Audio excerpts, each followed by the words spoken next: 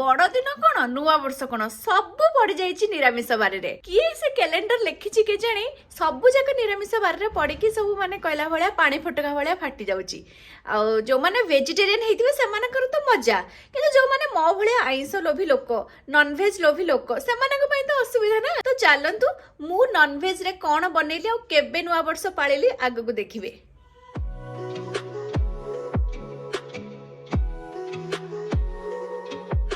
नमस्कार सांगा माने आशा करुछि आपण माने समस्ते बहुत भलरे थिबे मु भी बहुत भलरे अछि। आपण समस्त को नुआ वर्ष पई मो तरफरु आ मो परिवार तरफरु अनेक अनेक शुभेच्छा और हार्दिक अभिनंदन। तो आशा करुछि एथरे नुआ वर्षटा समस्ते पूरा धूमधाम रे मनैथिबे धूमधाम रे काटिथिबे समस्तकर घरे घरे बहुत मजा मस्ती होथुबो केते कोन भोजी भात होथुबो। तो आपण मन तो ऑलरेडी जानि चंती नुआ वर्षटा पड़ी जाइतला एथरे गुरुवार रे तो किछि आइंस जिंस करी हे नथिला।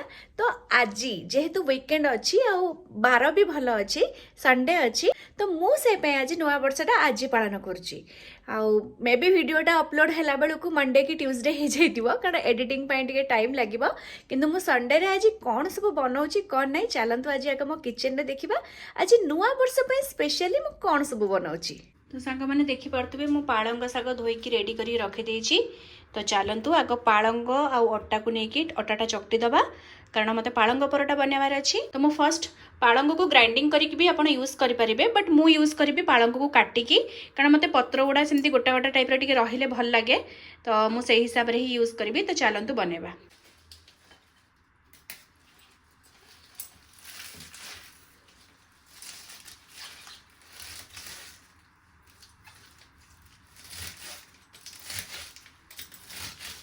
तो सांग माने देखि पारथुवे मु सब एमती काटी नेची बेसी छोट छोट करनी बड़ बड़ खंड ही रखिची आ बट काटिबा आगरो मु भल से पालंग को धोई की काटिची नहले पालंगटा टिके बालिया बालिया लागे माटी सेतरे जेहेतु थाए तो मु बहुत भल से ताको धोई की पानी झड़ी गला परे तापरे मु ताको काटिची। तो चलंतु नेक्स्ट एबे अट्टाटा को आगे चकटी दबा।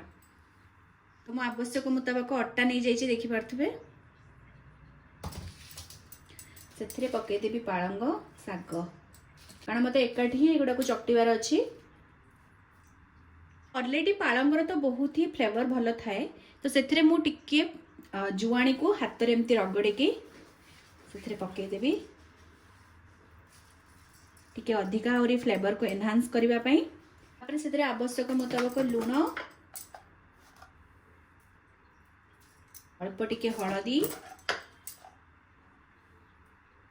अल्प टिके लंका गुंड बेसी नुहे ना परोटाटा पूरा राग राग हो आपण स्वाद हिसाब से आप लंका गुंड पकई पारे। बर्तमान मुझे बहुत भल भाव में चकटी देवी टिके पानी नहीं जी फर्स्ट भल से गोलेबी तापर भल से एमती गोले गोले चकटी जमती कि अट्टा आ सागटा बहुत भलरे गोले हो गोटे कंप्लीट डोटे बन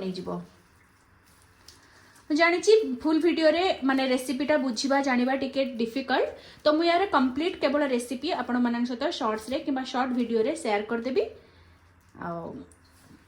तथापि एठी भी मु स्टेप बाय स्टेप आपण मानन को कहि दउची। तो मु अट्टाटा आग चकटी दिए तो सांग माने देखि पारथुए मोर धीरे धीरे अट्टाटा चकटी ही आसलानी। तो सांग माने एई समय रे ही मो अट्टाटा को ढांकी की 10 ରୁ 15 मिनिट्स जाए रखिदेवी कारण जेतिकी भी सागरु जली अंश बाहर पानी बाहर तो सेटा अट्टा सहित एब्जॉर्ब करनबो तापर फाइनली मु आउ थरेटा को चकटी की रेडी कर देबी परोटा करबा पई। तो एटा तो एबे 10 ରୁ 15 मिनिट्स जाए एमती रेस्ट रहइबो। तो चलंतु एबे हम नेक्स्ट प्रोसीजर करबा। आगो मु ए प्लेटफॉर्म को मोर क्लीन करबी कारण टिके अट्टा पड़ी जाईची। तापर सांग माने देखि पारथुवे मु गोटे मुठा काजू को पानी रे भिजै की रखि देछि जोटा कि मोर आगो को दरकार चिकन पई। तापरे मु नै जिबी चिकन को 10 ରୁ 15 मिनिट्स जाए मैरिनेट करके मु रखि देबी। तो मैरिनेशन पई मु यूज करबी फर्स्ट के योगर्ट आपण चाहिले दही भी यूज कर परिबे। तो सांग माने जेहेतु मु मलाई चिकन बनाउची तो तार मेन इंग्रेडिएंट हला मिल्क पाउडर मु तो एई वेरे ही बनाए मलाई चिकन आपण केमती बनांती मु तो जानिनी बट मते एई वेरे बहुत ही बढ़िया लगे। तो मु सफिशिएंट अमाउंट रो मिल्क पाउडर से पकई देली तापरे से पकई देबी अल्प टिके अदा रसुण पेस्ट मु जेहेतु हाफ किलो चिकन नहीं कि बनाऊँगी तो मुझे हिसाब से सब क्वांटिटी नौची आपड़ जदि अधिका नेबे आपड़ भी सही हिसाब से क्वांटिटी नहीं कि बनइबे। तो एबे मु सेथरे नै जिबी मोर बेसिक मसला जेमती कि लूण अल्प टिके धनिया गुंड अल्प टिके चिकेन मसला, अल्प टिके गरम मसला जोटा कि मु घरे ही बनैथिली, अल्प टिके गोलमरीच गुंड, जस्ट ना को टिके हलदी कारण अण हलदिया जेहेतु खाती तो से मुझे खाली हलदी पकई कारण जेहेतु मुझे मलाई चिकेन बनाऊँगी तो यार ग्रेवीटा मोर टिके व्हाइटिश तो से हलदी माने एवॉइड तो करि परिबिनी तो से आमर ओडिया रीतिनीति अनुसार भल दिन में भल बार अण हलदिया खाती तो से अल्प टिके हलदी पकई एक भल भाव में गोलैदेवी। तो चिकेन को भल भाव में गोलैदेली। चिकेन को एबे मु 10 ରୁ 15 मिनिट्स जाए एमती मैरिनेट करी रखीदेवी। तो सांग मैंने चिकेन टा मैरिनेट हवा भितर मु गोटे फ्राइंग पैन रे टिके हल्का तेल स्प्रे करदेवी। तो पैन टा गरम हो गला परे सेथरे नै जीबी अल्प टिके जीरा आउ 2-4टा गोलमरीच गोटे 2टा लवंग आ गोटे गुजराती नै कि पक्के देबी। हल्का टिके फ्राई हो गला परे एमती जो बड़ बड़ खंड पियाज काटिके रखिछि ताको पक्के देबी।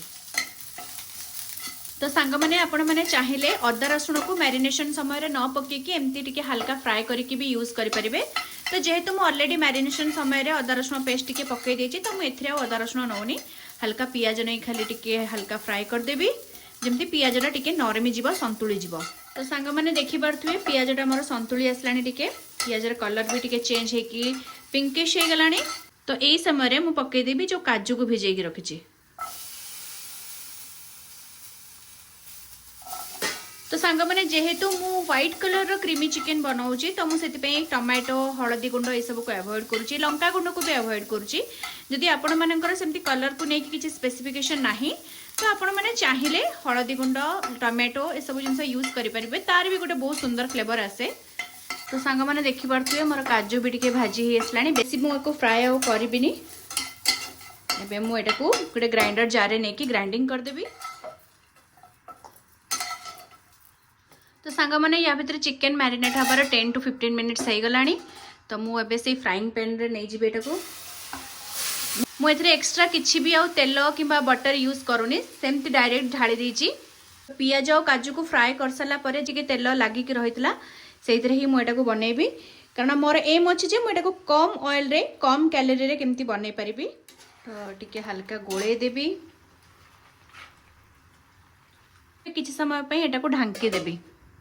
तो सांग मैंने 10 ରୁ 15 मिनिट्स ऑलरेडी हो गलानी। तो चिकेन टा हवा भितर आम परोटा गुड़ा रेडी करदे। तो देखिपे एबे अटाटा टिके नरम हो जाइए तो मुझे आवश्यक मुताबक जी अटा दरकार से ऐड कर देकी भल से टिके चकटी देवी।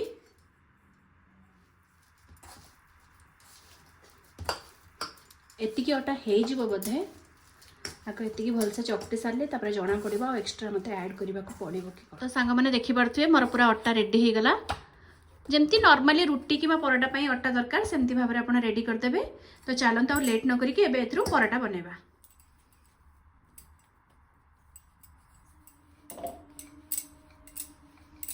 देखिपे पालंग शागटा केते बढ़िया से देखा जाऊँगी।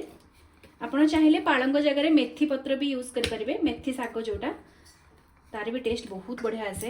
एतिकी मोटा मु रखे बेली भी देन बर्तमान एटा को तावारे चलते सेकीदबा।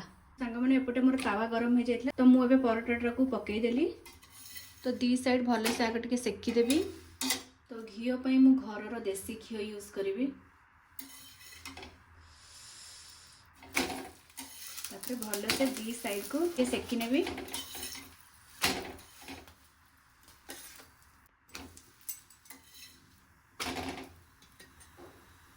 सांग मैंने मोर 2टा परोटा तो रेडी हो गलानी मो पाई 2टा परोटा तो एनफ। तो चलतु एबे देखिबा चिकेन टा केते बाटा गला कौन गला। तो सांग मैंने देखिबा एबे चिकेन रो कंडीशन टा कौन देखि पारथबे। एही समय रे मु जो पियाज काजू को फ्राए करिकी ताकू ग्राइंडिंग करिकी रखिथिली एई जिंसटा एथरे दे देबी। मु पियाज और काजू को लास्ट रे एथि देली कारण मुझे क्रीमी चिकेन बनाऊँगी आ पियाज और काजूर टिके माने थाए माने मीठा अंश थाए। तो से मुझे ओवर कुक न करने सेटा को लास्ट को देली कारण ऑलमोस्ट 80% चिकेन सीझीगला। एबे से क्रीम रे ही जहाँ चिकेन माने आउ जहाँ जति जहाँ अच्छी सीझीब। तो एबे मु गैस को सिम कर देबी क्रीम रे ही चिकेन टा को बनैबी। तो तो सांग मैंने देखी पार्थिबे मु तेल किंबा बटर किछि भी यूज करनी बट सेथरे जहाँ भी जति चिकेन रे और दही रे तेल थिला सेई तेल अंश गुड़ा ही मैंने देखी पार्थिबे आपण एथरे उठी पडुची आ पूरा मु बहुत भल से एबे आउ टिके एक समय कसिबी कलर आपण देखिकी पूरा जानी पार्थिबे पूरा व्हाइट क्रीमी चिकेन हेची। तो एबे मु आउ टिके समय एटा को ढांकी देबी। तो सांग मैंने एटा को मझरे मझरे किंतु घांटीबा को पड़िबो सेमती ढांकी की बहुत समय जा रखी हबनी नले तळी लागि जिवो। तो देखि दबा एबे चिकेन टा। तो सांग मैंने देखि पारथिबे ग्रेवी भी पूरा कमी आसलानी ठीक हे गलानी ग्रेवी टा। तो चिकेन भी पूरा सिझी गलानी बहुत ही सुंदर स्मेल होची बहुत ही सुंदर देखा जाउची मेनली। तो मु एबे आ ढांकी बिनी टिके टाइम आ ग्रेवी को माने माने ड्राई करिवि मत कारण बेसी ग्रेवी दरकार नहीं टिके कम ग्रेवी ही रखिबि मु। एंड एई समय रे मु सेथरे पके देबी गोटे चमच घियो कारण मु तेल किंबा घियो किछि भी यूज करी नहीं। तो घियो पके सारा पर तो बास्ना आहुरी माने एनहांस ही गला बहुत ही सुंदर देखा जाउची बहुत ही टेम्पटिंग देखा जाउची। तो आउ टिके मु एटा को ड्राई करबी एई समय रे मु अमूल रो क्रीम ता ऊपर पके देबी। तो जेहेतु ऑलरेडी मु गरम मसला पकेइतली मैरिनेशन समय रे ता ऊपर हल्का अल्प टिके गरम मसला पकेबी देन लास्ट रे ढेर सारा धनिया पत्र। तो सांग माने देखि पारथिबे मोर तो ऑलरेडी रेडी हे गलानी एबे आ लेट न करिकि सर्व कर दबा।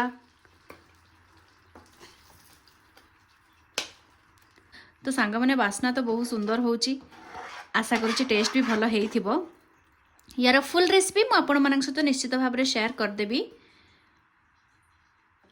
तो सांग माने मोर ऑलरेडी तैयारी हे गला देखि पारथिबे क्रीमी चिकेन केते ही सुंदर देखा जाउची। तो चलंते एबे सर्व करिबा पाळंग पराठा जोटा कि मु ऑलरेडी रेडी कर सारची। यार भी रेसिपी मु आपण मानक सहित शेयर कर देबी ता सहित गरमा गरम व्हाइट क्रीमी चिकेन। तो चलंतो सर्व कर दबा।